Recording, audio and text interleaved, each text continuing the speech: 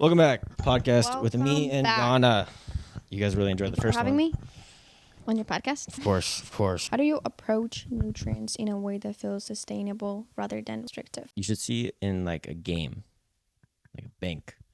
Try to fit your calories and macros in that bank, and you're spending your money. So your daily allowance is your calories, and then you try to fit your micronutrients, your macros. And the biggest tip I will say, like little hacks you can do: hit your protein goal first, because fats and carbs are really easy to hit. After you have that, because a lot of my clients I've noticed when they first join with me, they say, hey, is it more important to hit my calorie goal, or is it more important to hit my protein goal? Because I would go over my calories if I hit my protein goal. That seems like a very common issue. Mm-hmm. I think I've gotten that question thousands of times. Hit the protein goal first early in the day. Mike coined a term called protein fasting, where you have protein, like egg whites for breakfast, protein shake, yogurt, things like that are dense in protein. And later in the day, you have more enjoyable foods, things like that. And it's really easy to stay in a calorie deficit. Protein makes you feel more full. I do fiber and protein, so it makes you feel more full. But the easiest way is you don't fear any food, because if you fear food or eliminate any food from your diet, you're more likely to binge on it. So Yeah. just see all food as food. There's no poison. What about you? The way I view it, I really like the way you said it. How I do it is I look at my calories. I'm like, okay, I have this much calories, this much protein I need to hit. My morning is the same meal every day. Is just egg whites, and actually I've been switching up a little bit with like sausage and the tortilla. I love that tortilla with fiber. It keeps me so full. Carb balance wraps. Goated.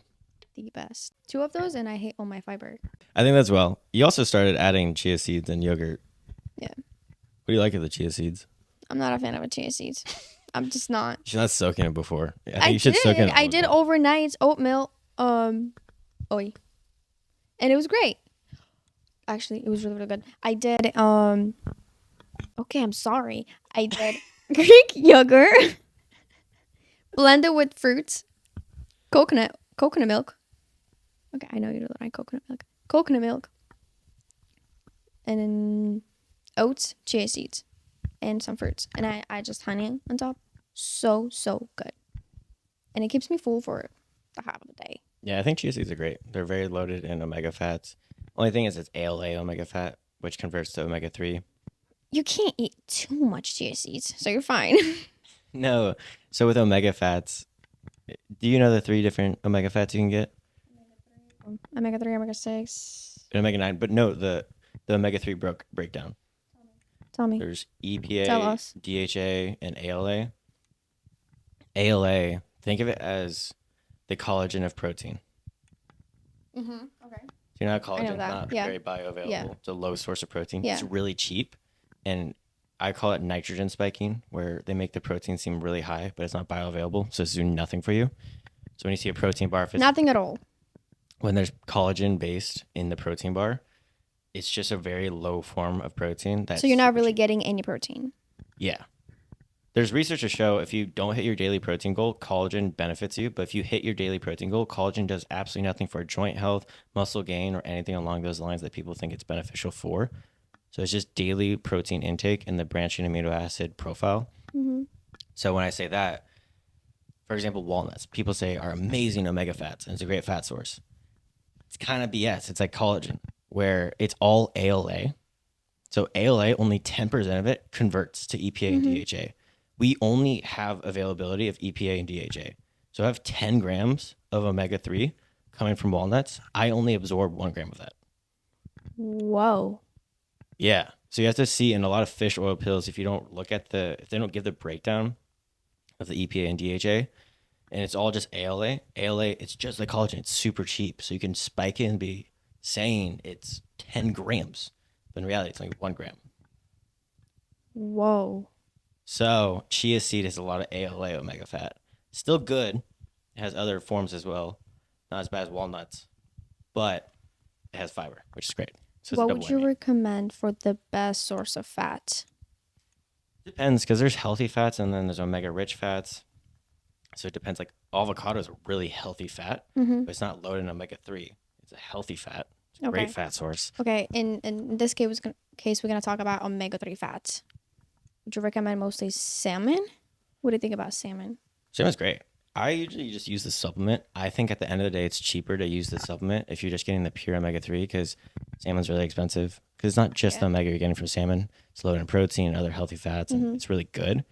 But I just blast omega 3 supplements. I mean, you've seen my day. I just blast omega. And I take 5 omega pills in the morning. It's really important. Can you overload on it? Can you take too much? Just depends how much omega 6 you have. It's the ratio. At the end of the day, it's the 1-to-1 ratio that you try to achieve or 1-to-4. Like with you, I try to make a 1-to-1 constantly when you're doing an aggressive cut. You're like 1-to-1, 1-to-1. Yeah. So you get your hormones. So yeah, it depends. It's all nuanced. You can't just give a blatant Is there statement. any effect that could happen if you take too much? Omega fat? Yeah. No. It raises HDL, not LDL. HDL is the good cholesterol. LDL is the bad cholesterol within reason. Yeah. Okay. Can you share a personal story where wellness practices made a significant impact on your life? For my life, I don't want to go into crazy details, but I'll use an example of a couple clients. I have a female client recently text me. I'm not going to use her name. Late 50s, and she lost her period, and her doctor just blamed menopause. And we got her diet in check, and she's lost 10 pounds ever since we started working together, like about a month ago. And she got her period back, and she said she's never had her period in years, and she just thought she had menopause. And so now she's feeling a lot healthier. She has more energy. I swear it's a snowball effect. Ironically, Ed Sheeran said this. Don't know why Ed Sheeran said it, but your choices always snowball. So you can start with bad choices or good choices, but they always snowball. So if you wake up early in the day and get sunlight, automatically get rid of the melatonin. You burn it off. You're more energized. Since you're more energized, you might go for a walk. Now you got your daily step count. You're feeling more energized because you get some D3, going outside, doing all these things. Maybe you'll go to the gym. Now you're more productive. You're doing all these things. Versus if you wake up and you just stay in the dark or you do something that makes your mental health not as good. The snowball, or later in the day, you're not going to do stuff. So it's the same thing. So she lost a little bit of weight. She's able to move more. Since she's moving more, she's feeling healthier. So she burns more calories, adhering to a deficit more. Her mood is better. She's more social at work. It's a snowball of good things. So always choose good. Yeah, and then another And it's not person- even like in wellness. Yeah, I made a whole YouTube about this. You have to reframe your why. I think it's really important to change your why. What's your why that motivates you so hard? Me? Yeah. What's your why? I can say my why. What's your why? At first, when it was in the beginning of my journey, my why was always, oh my gosh, the results, I'm going to look so good. The more I was into the journey, the more I would start realizing that it's not really about the results. And my why, and I was searching for my why for the longest time. I was like, what is my why? It is the way, it's for my future family, my future kids. How I am as a woman will take care of my kids. If I'm, for example, overweight, if I don't know things about health at all, how am I going to provide value to my kids? Because the way I view women and all this stuff, it's like my goal and like my purpose in life is to be a mother, and I want to be a great mother, and everything I do is basically for my kids and like my future husband and for my future. So I like to say to pretty much all my clients is that this quote that do something today that your future self will thank you for. And if I look back on my whatever, how old I was when I started, I would say thank you. I would say thank you for starting. Has your why changed recently? No. Why has your productivity level changed so drastically recently? Productivity. You're doing more in your personal life that are benefiting you in financially, work, and relationships. So what has switched then if your why hasn't changed? Maybe in a sense it did. Okay. Yeah. It used to be so much focused on other people. And now I'm reframing that why of how I can be the best version of myself. May self-growth for my future kids, for my future husband. Get the best knowledge and work so hard. And I understood that God gives us so much capacity to do so many things. It's just on us to know and realize what is our capacity. You know, It's good. that's how I see it. But your why is still the same, it seems like. So what was your why before that changed then? Before it was just I have to look hot, big ass, and attention. Whew, I said it. Can we cut it off? But it recently, to go deeper on that, since your productivity level has changed so drastically and personal development has changed so drastically in that facet that people don't see on camera, like you lost a bunch of weight, that was cool. Now you're doing your lean bulk for the first time, challenging yourself. I'm a big believer if you should do things that challenge you to make you better. Yeah.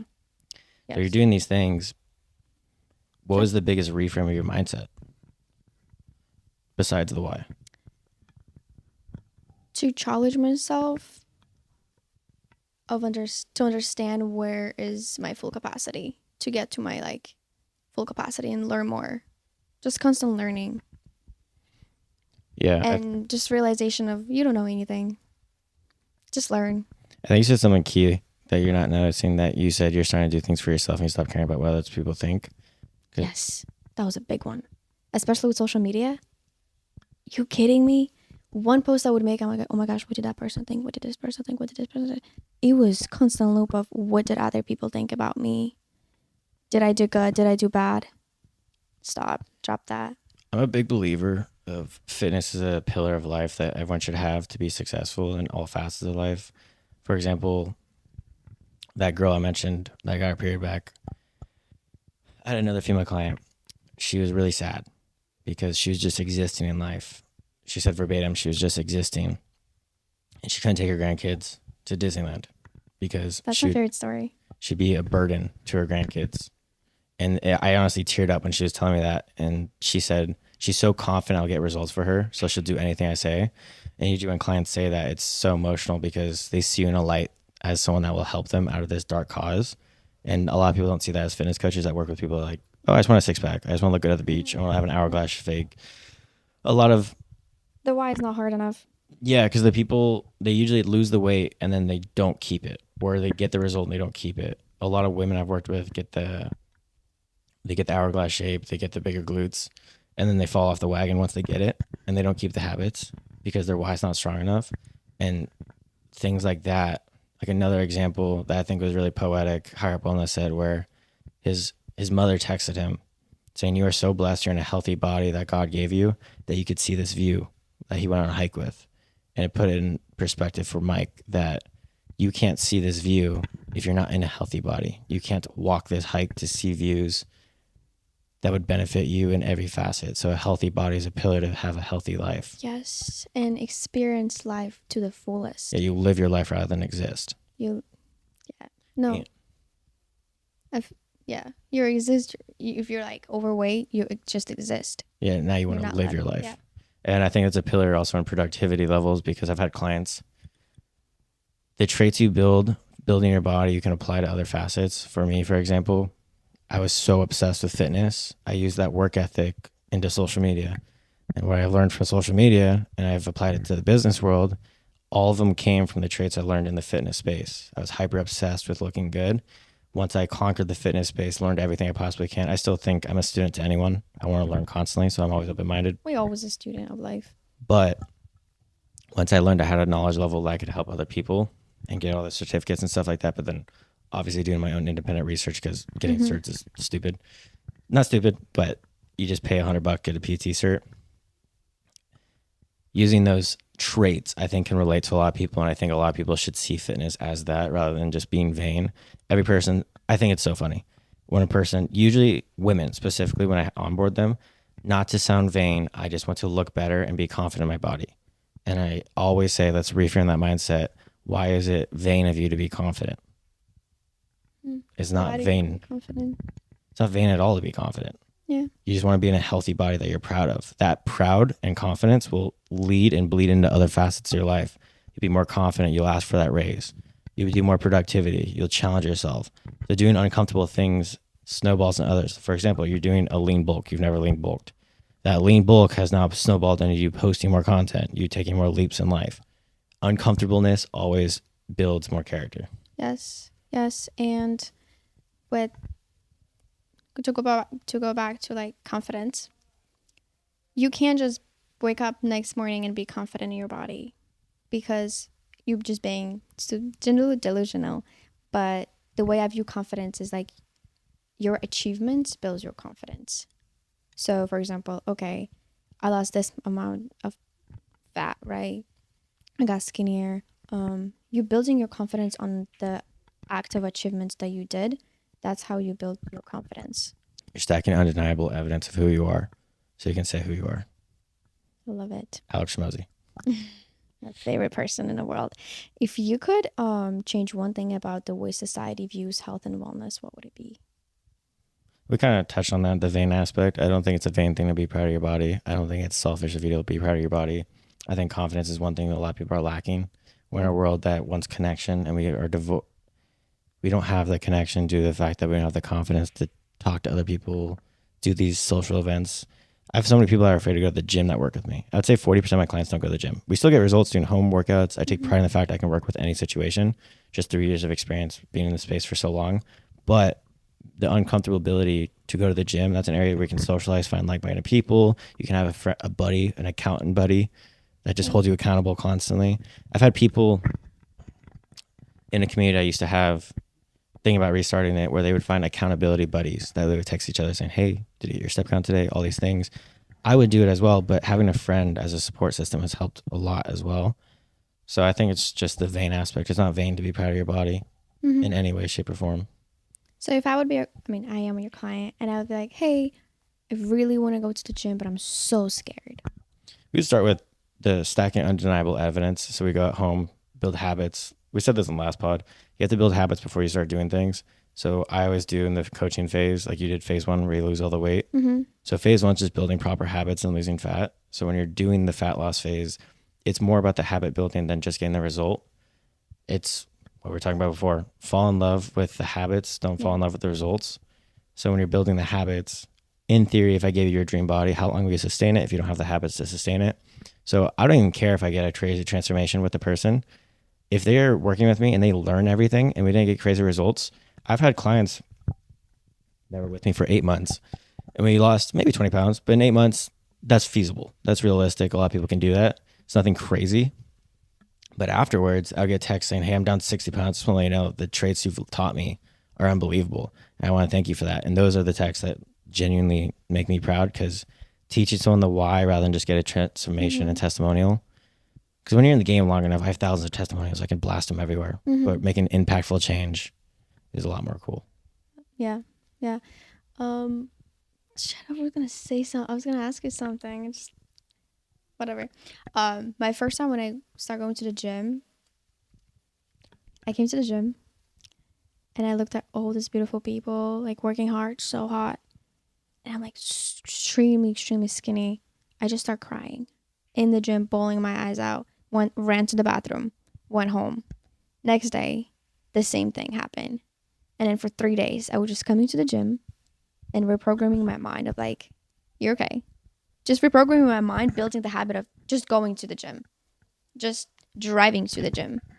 So I just built that habit of just me getting ready, going to the gym, crying in the gym, going back home. That's literally, I was going for almost a week. A week, I was just crying in the gym, going back home. And then I'm like, no one really cares. No one really cares. That's interesting, because that's a different approach, but it worked for you. It really did. It's I know way it's different approach. Super weird, but it really worked. But it shows there's a lot of different ways, because I don't want to put my client through emotional distress. Obviously, you didn't have a coach telling you to do that. It was all your decision. It was just my decision, yeah. But a thing I usually do is we do the habit building and having good form, and I make sure I wish someone told me this before. they have really good form, so they have the confidence going in. And then I usually tell them to set up their phone and see people in the background, and 99% of the time, no one's looking at them. So the fear of being looked at, I always say, just sit there and look around. People are in their own world doing their own thing. Yeah. No one really cares. Especially in the gym. You put your headphones on, you're just in your zone. You don't really care. And there's so many people like Joey Swool that are defending people that gym culture now is becoming so healthy. It's always been healthy. The internet makes it seem really negative, like the internet always does. But I will say, crazy. My first time ever going to the gym. Ever. Okay. I'm talking 12 plus years ago. Okay. I went to the gym and I went with my brother, my big brother, and he was working out for a while. And he brought me to the gym. And it was my first time at a public gym ever. And I was so impressed. So impressed. This guy, I didn't know what steroids were, but clearly on steroids. I didn't know what he was. I just thought he looked amazing. And he's leg pressing. He couldn't put more weight on the leg press. Still to this day, I would think it's impressive. 12 years later. Yeah. 12 plus years later, I would still say, wow, that's crazy. And he's leg pressing. I remember I was so impressed. I had no clue about gym etiquette. I just started filming him. And so I was filming him and he got in my face and started cursing like no other. You have no respect. I can't believe you do this. You're the biggest piece of whatever. Whoa. I'm young and he's massive human being screaming at me. And then a police officer, his buddy, knew I was young and could be easily scared. And he goes, we could actually take you to jail for this. And I remember I started sobbing and I left the gym. That was your first experience Ever. with the gym? Full circle, though. I started doing social media, doing well for myself. I saw him recently before I moved in California. Bald, skinny as crap, stopped bodybuilding. And I walked up to him. I go, I just want to let you know, my first day ever at the gym, ever. Because he saw my content. That's the ironic thing. Wait, are you sure that's the same guy? 100%. It don't is think, yeah. drilled in my head. You're good. Forget that. He said he liked my content. And I said, I want to let you know, day one, ever going to the gym. I showed it to him. I had the video still. You're kidding. And I showed it to him. And he goes, oh, I don't remember that. I was so geared out. I'm sorry if I did anything.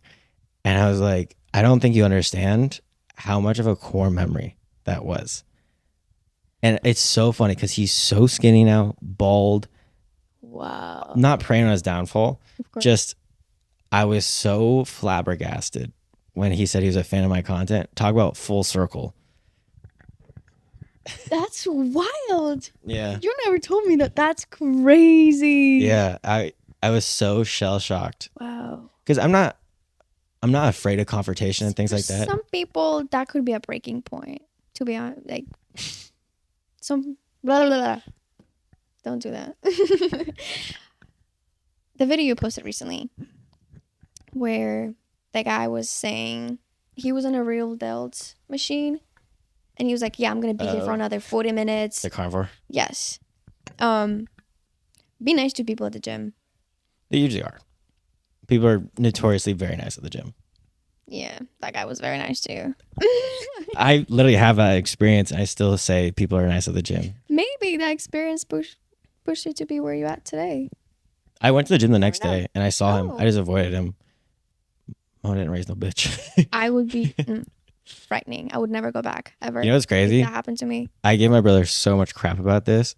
He walked up to the guy and befriended the guy, and they just were buddies. Because I was in the car freaking out, just waiting to go home, and my brother texted me, "Hey, I drove here. I'm not wasting a workout." And so he finished the whole workout, and I just was sitting in the car, and I look inside because you can see through with the windows, and he's just buddy with this guy. It's like, dude, it's supposed to be my older brother. Ow!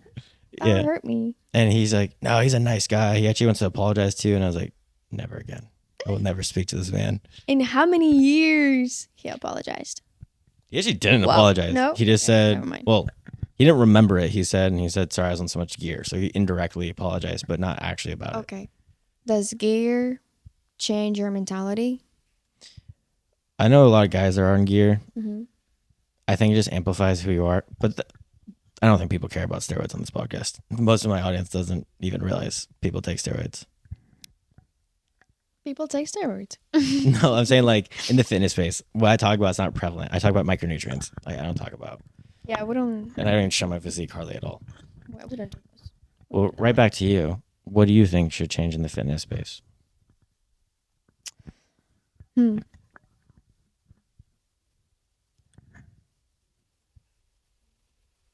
The way, how much fear sometimes it can bring to people. Elaborate the fear. Yeah. Sometimes people look up so much, not the fear, sorry, but mostly comparison your journeys, because all the time, especially now because social media take control over this world, and all we look up is to all these influencers that have an amazing body, and we just want to look like them. But those fears like being unseen, just do it, you know? Don't put such a high pedestal those people. Just fall in love with the journey. Because I think it's the same why, pretty much. Change your why. Yeah, reframe the mindset. Big on reframes. If people don't know what reframes are, That's your favorite word. You've been saying that all the time. Reframe? Reframe. Sales. It's a sales tactic. But you can apply it. Like I was saying, everything congeals together. I use what I learned as a pilot or a flight instructor to my clients, where I teach them things, why you do things. Because as a pilot, you have to know every single step. You think it's just taking off and landing. You have to know how the engine works, what type of engine you're flying, why there's icing at certain levels. You have to know like all the most elaborate stuff. You can basically build the plane after you're being a pilot. You have to know everything, and it makes sense. It's just, you're a better pilot knowing these things. You don't just get told how to take off and land. Mm-hmm. It's the same thing with meal plans. You have to explain the why. You don't say, "Oh, just follow this meal plan," because they know that meal plan works. The second they're not on the meal plan, they're back to square one. They just know this exact meal plan works. And if they do it for like 16 weeks, the meal plan's not going to work anymore. Why you don't do meal plans? Yeah, but ironically, the meal plan will stop working because it will be your maintenance. Like we said before, your calorie deficit always turns into your maintenance because and people don't learn. Like you have the list of what you need to take, what you need to do, and once the list is off, it's like, oh my gosh, what did I do? What did I do? Yeah. That's why. We also were talking about. Sorry to interrupt. What did you say? No, what were we talking about? We're talking about people know what to do, they just don't want to do it. There's multiple levels to it though, because I just worked with, this week we got 10 new clients, or past couple days, and I would say all 10 of them didn't know what tracking was.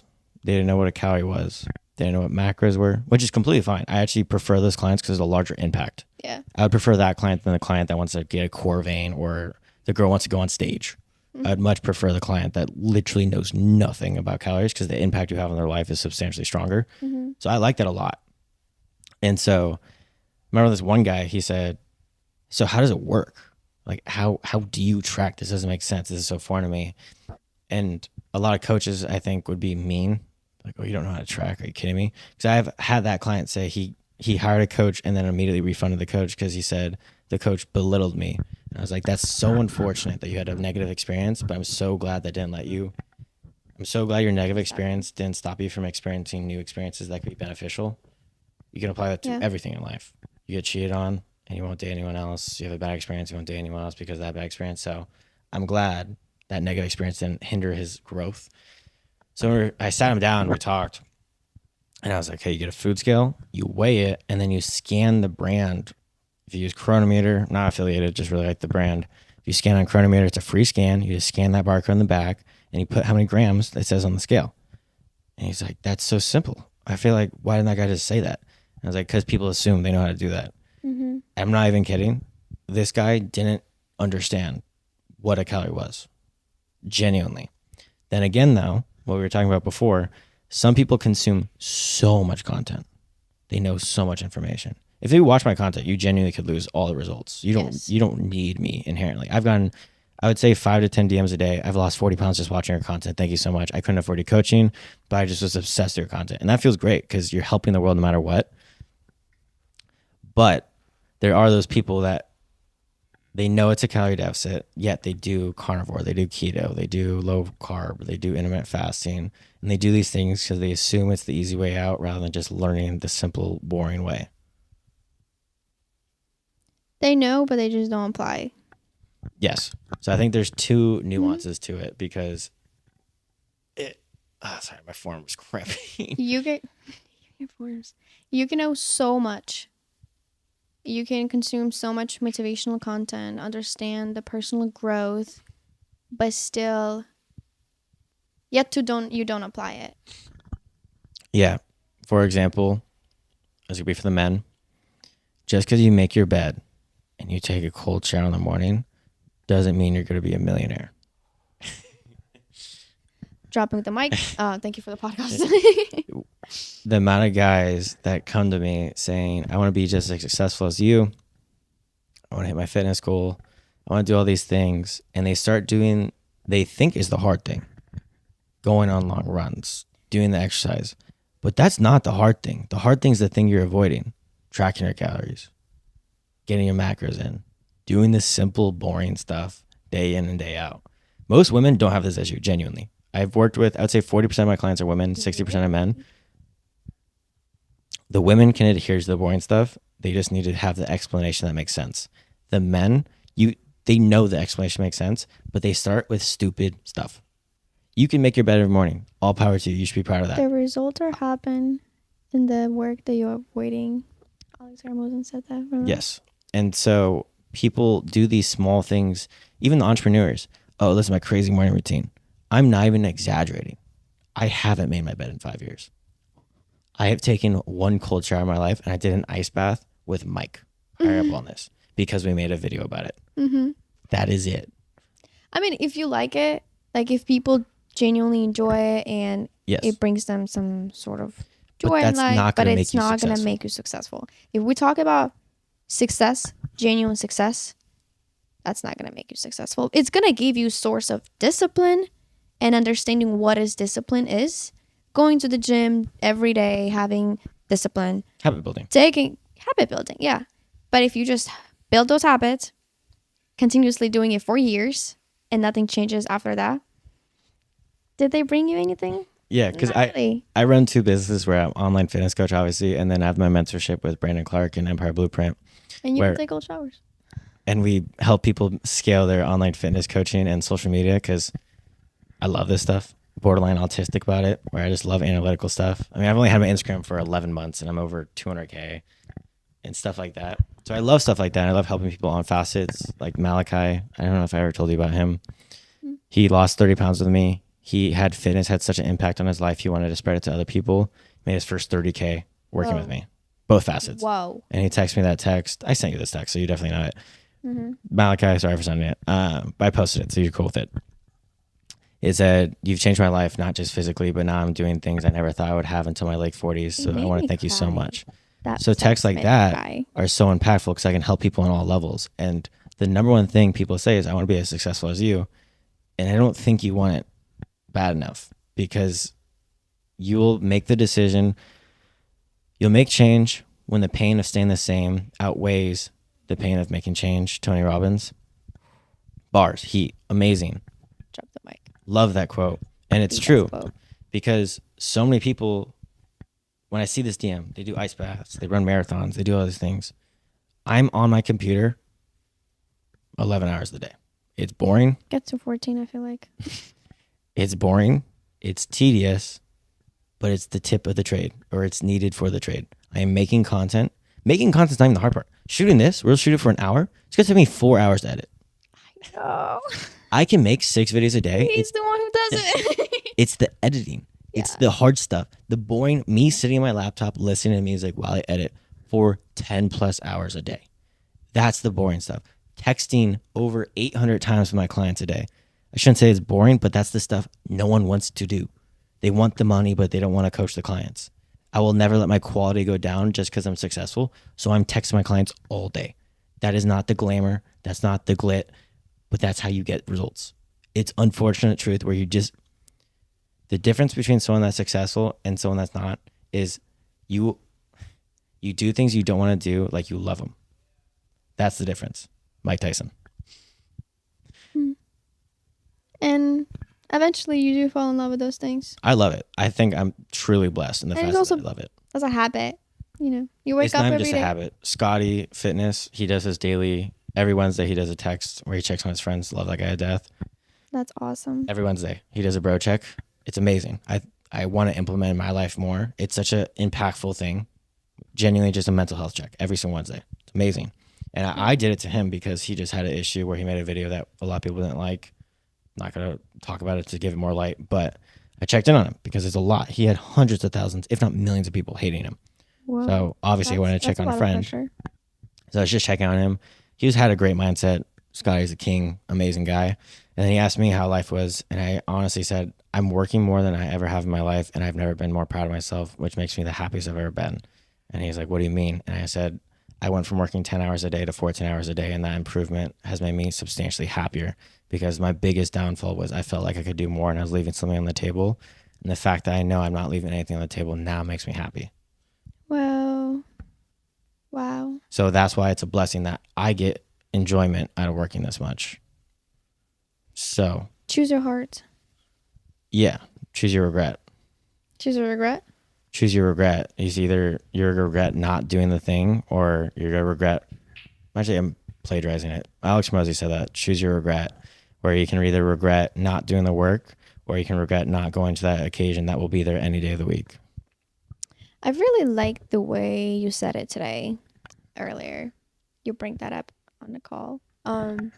This is you who are successful, who knows what to do and does it. And then this is you who knows what to do, not. Yeah, I'll do it. So Thank you. we were onboarding. I just don't know if I want to say about the client. We were onboarding someone, not gonna say his name, into Empire Blueprint and mentorship. You want to be an online fitness coach.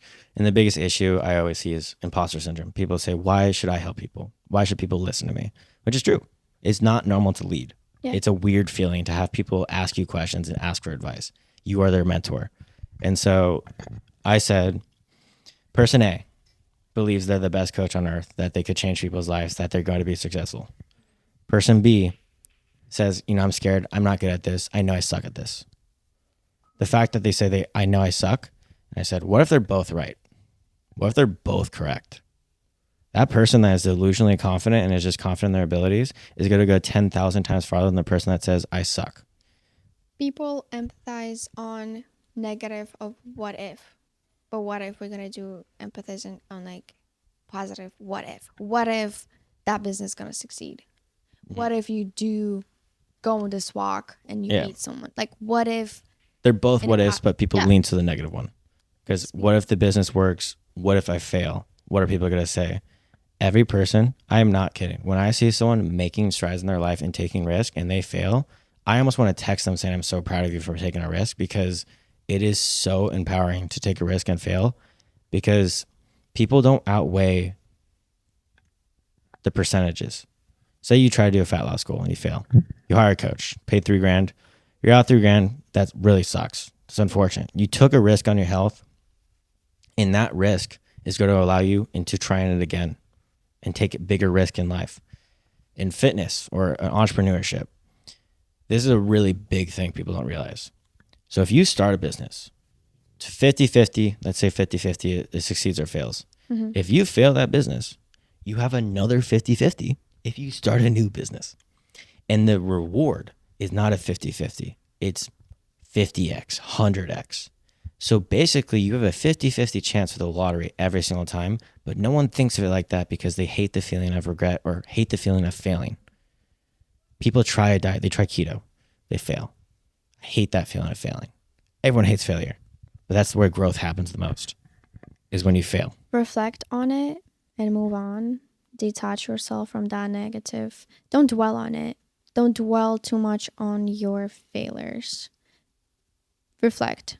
Learn how to properly look back without any negative emotions and just be like, okay, I did this. It didn't work. Reflect. What did I learn? What's the difference between a winner and a loser? Genuinely. Different between what? A winner and a loser. I've been trying to reframe mindset of fitness is life. So I can relate every life skill back to fitness every single time. I genuinely think that's the true thing.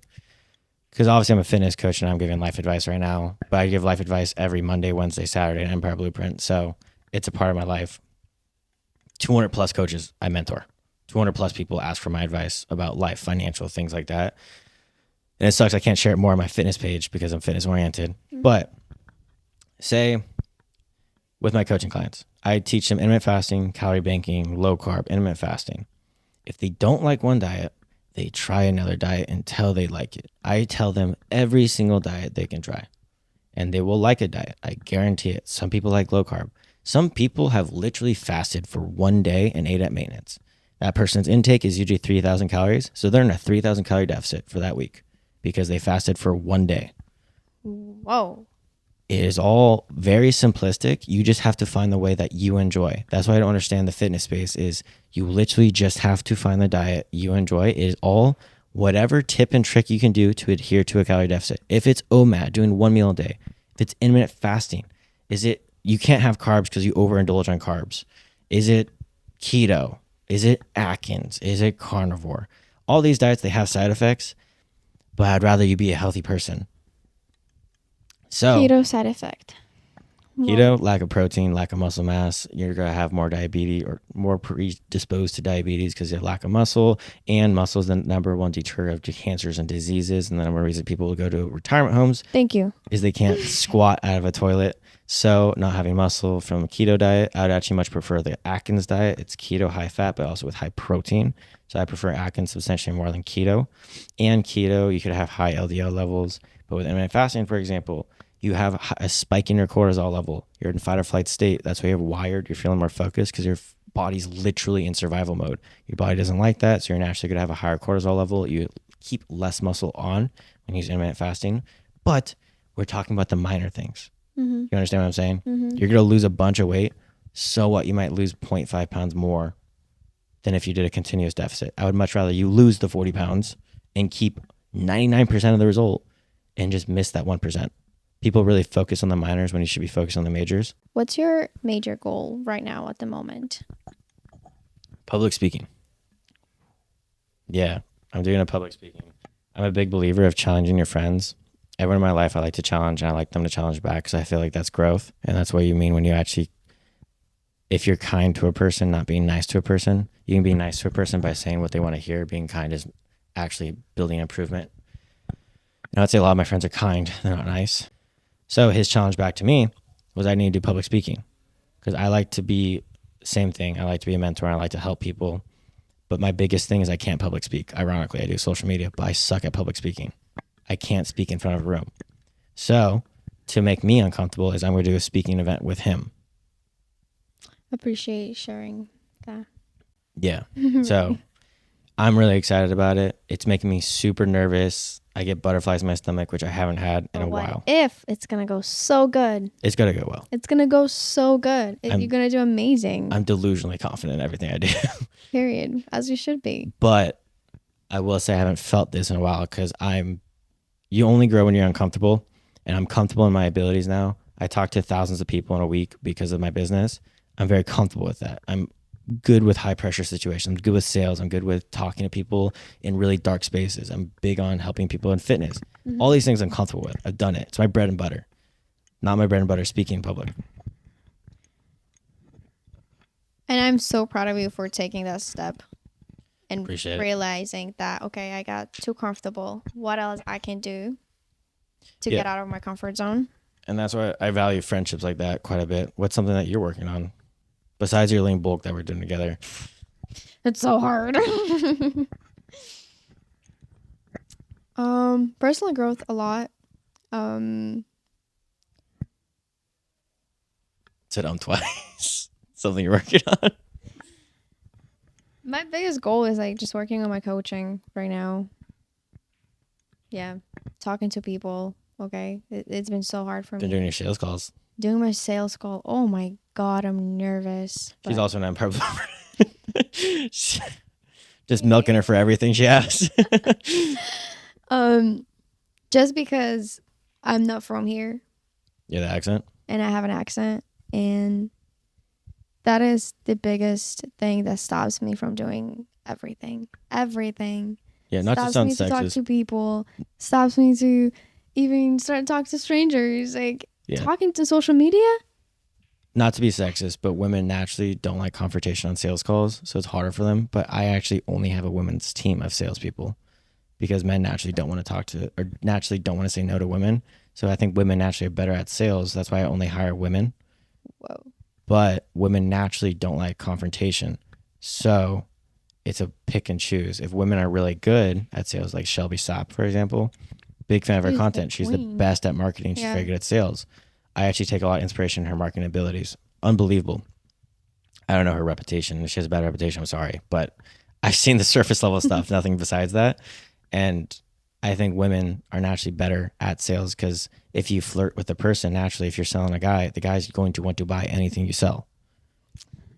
I think we also, as a woman, we have this tenderness where we can talk you out and, just in a very nice way. And it's a natural curiosity that makes Yeah. men feel We spoken just to. genuinely want to know what's going on in your life. Yeah, And we're listeners, some of us. the best salesperson is the person that asks questions, not the person that talks too much. Having a genuine curiosity makes people feel heard and actually want to buy from you. Sales tip for any fitness coaches out there. That was so good. We love you Like, guys. subscribe, leave some comments. We're going to try to do weekly episodes if Yana drives down.